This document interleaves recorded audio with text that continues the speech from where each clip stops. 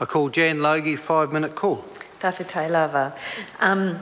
I rise to take a call on this, the second reading of the Health Protection Amendment Bill, and it will be a relatively short call. I think much of the content of the bill has been well covered in the House this evening. The Greens are supporting this bill and also supporting the Labour SOP to extend the ban on tanning beds. This bill does take us forward on both provisions. The bill breaks down into two halves. One in relation to contact tracing for contactable for diseases. And there's been an extension and inclusion of new diseases in that list, which is a good thing, including chlamydia, which my colleague Kevin Haig pointed out is the most prevalent sexually transmitted infection in this country, so it's very good to have it on that list. And that this legislation was first written in 1956, so it's well overdue to be updated, and that I think my colleague Kevin Haig in his speech at this stage told a story of his experience with the AIDS Foundation, which was quite informative for the House about when he was in a situation where somebody he knew was, I think, HIV positive and perhaps not engaging in safe sex, and was concerned around interventions, contact tracing, and the only possibility at that stage, according to the legislation, was to inform the medical officer for health, who would then go to a court and that person would be detained. So a very, very blunt instrument, and not one that balanced people's rights versus the outcome in terms of protection.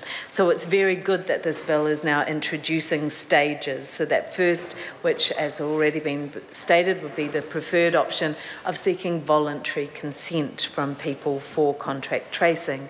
And then on a failure of that, there to be a duty for that person who may have been exposed to a disease or have the disease to provide the contact information for the tracing to be able to happen.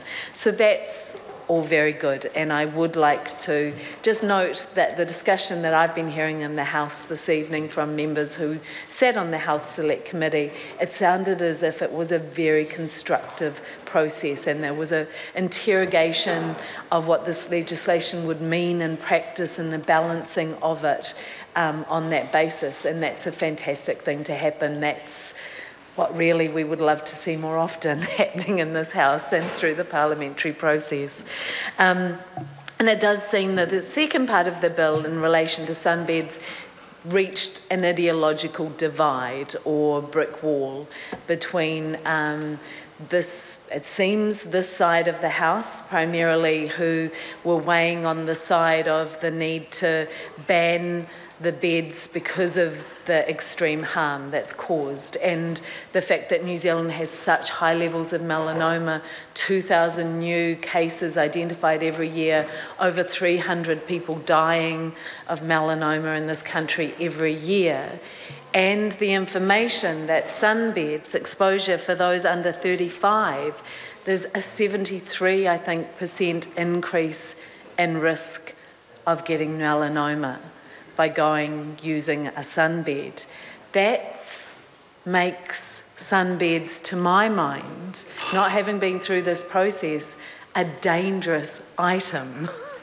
And it is disappointing to see that this legislation is only banning it for those under 18, particularly in light of there having supposedly been voluntary regulations or code of conduct for use of it in place already that has not been abided by, that the Consumer New Zealand have been doing surveys and finding that these companies are not abiding by it. So how would we expect them to abide by this limit of 18? We know some pubs don't do it.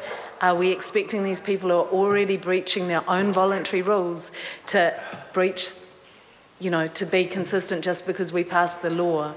I met with Business New Zealand the other day talking about another matter, and they said to me, Jan, you know, actually if it comes to nanny, what we think is nanny state, you pass the law, we're going to ignore it. I didn't realise business was quite so anarchic, but apparently that's how some businesses think. And I really, when there's such a problem with melanoma, and I think actually we just need to ban it for safety purposes. Thank you.